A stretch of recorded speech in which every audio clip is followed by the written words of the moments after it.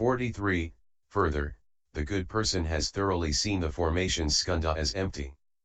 He has already ended production and destruction, but he has not yet perfected the subtle wonder of ultimate serenity. If he regards what he is returning to as a refuge, he will suspect that his body and mind come forth from there, and that all things in the 10 directions of space arise from there as well. He will explain that that place from which all things issue forth is the truly permanent body, which is not subject to production and destruction. While still within production and destruction, he prematurely reckons that he abides in permanence. Since he is deluded about non-production, he is also confused about production and destruction. He is sunk in confusion. If he interprets this as a supreme state, he will fall into the error of taking what is not permanent to be permanent. He will speculate that the God of sovereignty, Ishvaradeva, is his companion. Confused about the Bodhi of the Buddhas, he will lose his knowledge and understanding. This is the third state, in which he makes a false speculation based on the idea that there is a refuge. He strays far from perfect penetration and turns his back on the city of Nirvana, thus sowing the seeds of a distorted view of perfection. 44. Further, the good person has thoroughly seen the formation skandha as empty. He has already ended production and destruction, but he has not yet perfected the subtle wonder of ultimate serenity. Based on his idea that there is universal awareness, he formulates a theory that all the plants and trees in the 10 directions are sentient, not different from human beings. He claims that plants and trees can become people, and that when people die they again become plants and trees in the 10 directions. If he considers this idea of unrestricted, universal awareness to be supreme, he will fall into the error of maintaining that what is not aware has awareness. Vasishtha and Sanaka, who maintain the idea of comprehensive awareness, will become his companions. Confused about the Bodhi of the Buddhas, he will lose his knowledge and understanding. This is the fourth state, in which he creates an erroneous interpretation based on the idea that there is a universal awareness. He strays far from perfect penetration and turns his back on the city of Nirvana, thus sowing the seeds of a distorted view of awareness. 45. Further, the good person has thoroughly seen the formation skandha as empty. He has already ended production and destruction, but he has not yet perfected the subtle wonder of ultimate serenity. If he has attained versatility in the perfect fusion and interchangeable functioning of the sense faculties, he may speculate that all things arise from these perfect transformations. He then seeks the light of fire, delights in the purity of water, loves the wind's circuitous flow, and contemplates the accomplishments of the earth. He reveres and serves them all. He takes these mundane elements to be a fundamental cause and considers them to be everlasting. He will then fall into the error of taking what is not production to be production. Kashyapa and the Brahmans who seek to transcend birth and death by diligently serving fire and worshipping water will become his companions. Confused about the Bodhi of the Buddhas, he will lose his knowledge and understanding. This is the fifth state, in which he confusedly pursues the elements, creating a false cause that leads to false aspirations based on speculations about his attachment to worship. He strays far from perfect penetration and turns his back on the city of Nirvana, thus sowing the seeds of a distorted view of transformation. 46. Further, the good person has thoroughly seen the formation skandha as empty. He has ended production and destruction, but he has not yet perfected the subtle wonder of ultimate serenity. He may speculate that there is emptiness within the perfect brightness, and based on that he denies the myriad transformations, taking their eternal cessation as his refuge. If he interprets this as a supreme state, he will fall into the error of taking what is not a refuge to be a refuge. Those abiding in sunyata in the heaven of neither thought nor non-thought will become his companions. Confused about the Bodhi of the Buddhas, he will lose his knowledge and understanding. This is the sixth state, in which he realizes a state of voidness based on the idea of emptiness within the perfect brightness. He strays far from perfect penetration and turns his back on the city of Nirvana, thus sowing the seeds of annihilation. 47. Further, the good person has thoroughly seen the formation skandha as empty. He has already ended production and destruction, but he has not yet perfected the subtle wonder of ultimate serenity. In the state of perfect permanence, he may bolster his body, hoping to live for a long time in that subtle and perfect condition without dying. If he interprets this as a supreme state, he will fall into the error of being greedy for something unattainable. Asita and those who seek long life will become his companions. Confused about the Bodhi of the Buddhas, he will lose his knowledge and understanding. This is the seventh state, in which he creates the false cause of bolstering and aspires to permanent worldly existence, based on his attachment to the life source. He strays far from perfect penetration and turns his back on the city of Nirvana, thus sowing the seeds for false thoughts of lengthening life. 48. Further, the good person has thoroughly seen the formation skandha as empty. He has already ended production and destruction, but he has not yet perfected the subtle wonder of ultimate serenity. As he contemplates the interconnection of all lives, he wants to hang on to worldly enjoyments and is afraid they will come to an end. Caught up in this thought, he will, by the power of transformation, seat himself in a lotus flower palace, conjure up an abundance of the seven precious things, increase his retinue of beautiful women, and indulge his mind. If he interprets this as a supreme state, he will fall into the error of taking what is not the truth to be the truth. Vignakara will become his companion. Confused about the Bodhi of the Buddhas, he will lose his knowledge and understanding. This is the eighth state, in which he sets up the result of indulging in worldly enjoyments, based on the cause of his deviant thinking. He strays far from perfect penetration and turns his back on the city of Nirvana, thus sowing the seeds for becoming a demon of the heavens. 49. Further, the good person has thoroughly seen the formation skandha as empty. He has already ended production and destruction, but he has not yet perfected the subtle wonder of ultimate serenity. In his understanding of life, he distinguishes the subtle and the coarse and determines the true and the false. But he only seeks a response in the mutual repayment of cause and effect, and he turns his back on the way of purity. In the practice of seeing suffering, eliminating accumulation, realizing cessation, and cultivating the way, he dwells in cessation and stops there, making no further progress. If he interprets this as a supreme state, he will fall and become a fixed nature hearer. Unlearned sanghas and those of overweening pride will become his companions. Confused about the Bodhi of the Buddhas, he will lose his knowledge and understanding. This is the ninth state, in which he aspires toward the fruition of cessation, based on perfecting the mind that seeks responses. He strays far from perfect penetration and turns his back on the city of Nirvana, thus sowing the seeds for becoming enmeshed in emptiness. 50. Further, the good person has thoroughly seen the formation skandha as empty. He has already ended production and destruction, but he has not yet perfected the subtle wonder of ultimate serenity.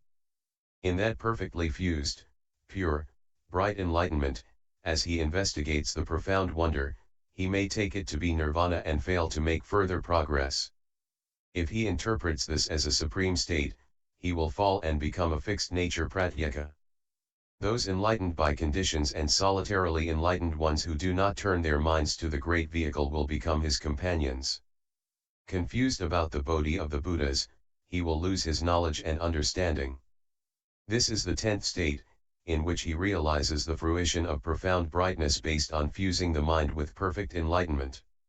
He strays far from perfect penetration and turns his back on the city of Nirvana, thus sowing the seeds for being unable to surpass his attachment to the brightness of perfect enlightenment.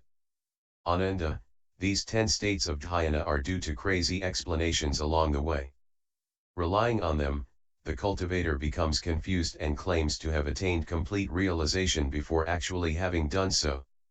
All these states are the result of interactions between the consciousness skandha and his mental efforts. Dull and confused living beings do not evaluate themselves. Encountering such situations, their minds are confused by their individual likings and past habits, so they stop to rest in what they take to be the ultimate refuge. They claim to have fully realized unsurpassed Bodhi, thus uttering a great lie. After their karmic retribution as externalists and deviant demons comes to an end, they will fall into the relentless hells. The heroes and those enlightened by conditions cannot make further progress. All of you should cherish the resolve to sustain the way of the Tathagata. After my Nirvana, transmit this Dharma door to those in the Dharma ending age, universally causing living beings to awaken to its meaning. Do not let the demons of views cause them to create their own grave offenses and fall. Protect, comfort, and compassionately rescue them and dispel evil conditions. Enable them to enter the Buddha's knowledge and understanding with body and mind so that from the beginning to the final accomplishment they never go astray. It is by relying on this Dharma door that the Tathagatas of the past, as many as fine motes of dust in eons, as many as the Ganges sands, have enlightened their minds and attained the unsurpassed way. When the consciousness skandha ends, your present sense faculties will function interchangeably. Within that interchangeable functioning, you will be able to enter the Bodhisattva's Vajradhara wisdom. In your perfect, bright, pure mind, there will be a transformation. It will be like pure Vaidurya that contains a precious moon, and in that way you will transcend the 10 faiths, the 10 dwellings, the 10 practices, the 10 transferences, the 4 additional practices, the Vajra-like 10 grounds of a Bodhisattva's practice, and the perfect brightness of equal enlightenment. You will enter the Tathagata sea of wondrous adornments, perfect the cultivation of Bodhi, and return to the state of non-attainment. These are subtle demonic states that all Buddhas, world-honored ones, of the past, discerned with their enlightened clarity while in the state of Shamatha Vipassana. I too orders him to recognize the demonic states, and to protect and uphold the samadhi. If you can recognize a demonic state when it appears and wash away the filth in your mind, you will not fall into error with deviant views. The demons of the skandhas will melt away, and the demons of the heavens will be obliterated. The mighty ghosts and spirits will lose their wits and flee.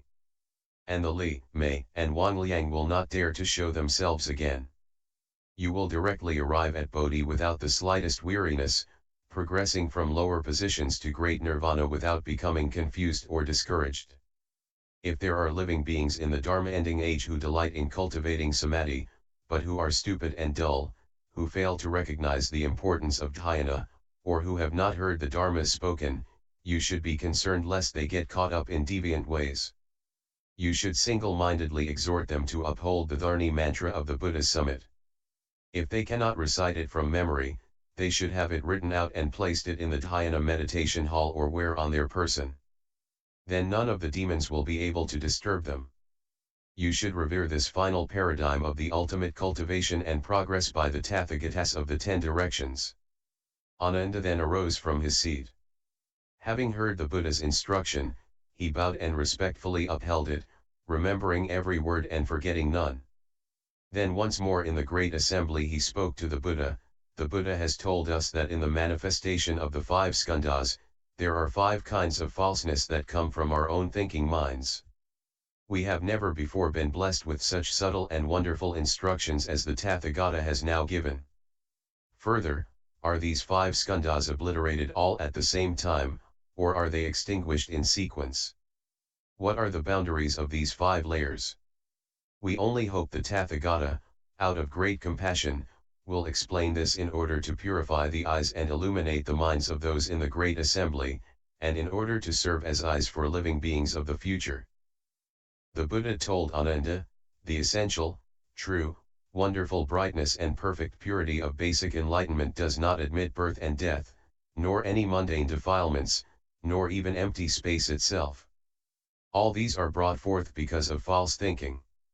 The source of basic enlightenment, which is wonderfully bright, true, and pure, falsely gives rise to the material world, just as Yajanadana became confused about his head when he saw his own reflection. The falseness basically has no cause, but in your false thinking, you set up causes and conditions. But those who are confused about the principle of causes and conditions call it spontaneity. Even empty space is an illusory creation. How much the more so are causes and conditions and spontaneity, which are mere speculations, made by the false minds of living beings. Ananda, if you perceive the arising of falseness, you can speak of the causes and conditions of that falseness. But if the falseness has no source, you will have to say that the causes and conditions of that falseness basically have no source. How much the more is this the case for those who fail to understand this and advocate spontaneity. Therefore, the Tathagata has explained to you that the fundamental cause of all 5 skandhas is false thinking. Your body's initial cause was a thought on the part of your parents. But if you had not entertained any thought in your own mind, you would not have been born. It is by means of thought that life is perpetuated. As I have said before, when you call to mind the taste of vinegar, your mouth waters. When you think of walking along a precipice, the soles of your feet tingle. Since the precipice doesn't exist and there isn't any vinegar, how could your mouth be watering at the mere mention of vinegar, if it were not the case that your body came from falseness? Therefore, you should know that your present physical body is brought about by the first kind of false thinking, which is characterized by solidity. As described earlier, merely thinking about a high place can actually cause your body to tingle and ache. Due to that cause, feelings arise and affect your physical body, so that at present you pursue favorable feelings and are repelled by adverse feelings. These 2 kinds of feelings that compel you are brought about by the second kind of false thinking, which is characterized by illusory clarity. Once your thoughts arise, they can control your body. Since your body is not the same as your thoughts, and yet, why is it that your body follows your thoughts and engage in every sort of grasping at objects? A thought arises and the body grasps in response to the thought. When you are awake, your mind thinks. When you are asleep, you dream. Thus your thinking is stirred to perceive false situations. This is the third kind of false thinking, which is characterized by interconnectedness. The metabolic processes never stop, they progress through subtle changes, your nails become long, your hair grows, your energy wanes, and your skin becomes wrinkled. By day and by night the processes continue, and yet you never wake up to them. If these things aren't part of you, Ananda, then why does your body keep changing? And if they are really part of you, then why aren't you aware of them? Your formation skandha continues in thought after thought without cease. It is the 4th kind of false thinking, which is characterized as subtle and hidden. Finally, if your pure, bright, clear, and unmoving state is permanent, then there should be no seeing, hearing, awareness or knowing in your body. If it is genuinely pure and true, it should not contain habits and falseness. How does it happen, then, that having seen some unusual thing in the past, you eventually forget it over time, until neither memory nor forgetfulness of it remain, but then later, upon suddenly seeing that unusual thing again, you remember it clearly from before without one detail omitted? How can you reckon the permeation, which goes on in thought after thought in this pure, clear, and unmoving consciousness? Ananda, you should know that the state of clarity is not real. It is like rapidly flowing water that appears to be still on the surface. Because of its rapid speed, you cannot perceive the flow, but that does not mean it is not flowing. If this were not the source of thinking, then how could one be subject to false habits? If you do not open and unite your 6 sense faculties so that they function interchangeably, this false thinking will never cease. That's why your seeing, hearing, awareness, and knowing are presently strung together by subtle habits, such that within the profound clarity, existence and non-existence are both illusory. This is the 5th kind of upside-down, minutely subtle thinking. Ananda, these 5 skandhas of reception develop with 5 kinds of false thinking. You also wanted to know the depth and scope of each realm. Form and emptiness are the boundaries of form. Contact and separation are the boundaries of feeling. Remembering and forgetting are the boundaries of thinking. Destruction and production are the boundaries of formations. Deep purity entering to unite with deep purity belongs to the boundaries of consciousness. At their source, these 5 skandhas arise in layers. Their arising is due to consciousness. Their cessation begins with the elimination of form. You may have a sudden awakening to the principle, at which point they all simultaneously vanish. But in terms of the specifics, they are eliminated not all at once, but in sequence. I have already shown you the knots tied in the karpasa cloth. What is it that you do not understand, that causes you to ask about it again? You should gain a thorough understanding of the origin of this false thinking and then transmit your understanding to cultivators in the future Dharma ending age. Let them recognize this falseness and naturally give rise to deep disdain for it. Let them know of Nirvana so that they will not linger in the triple realm. Ananda, suppose someone were to present a quantity of the 7 precious things that filled the space in the 10 directions to as many Buddhas as there are motes of dust, attentively serving and making offerings to them without letting a moment go by in vain. Do you think this person would reap many blessings from making such an offering to the Buddhas? Ananda answered, since space is limitless, the precious things would be boundless. In the past, someone gave the Buddha 7 coins and consequently was reborn as a wheel-turning king in his next life. As to this person who now fills up all of space and all the Buddha lands with an offering of precious things that could not be reckoned through endless eons, how could there be a limit to his blessings? The Buddha told Ananda, all Buddhas, Tathagatas, speak words which are not false.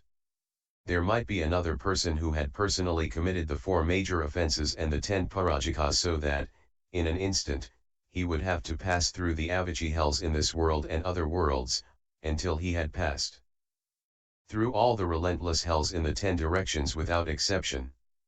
And yet, if he could explain this Dharma door for even just the space of a thought to those in the Dharma ending age who have not yet studied it, his obstacles from offenses would be eradicated in response to that thought, and all the hells where he was to undergo suffering would become lands of peace and bliss.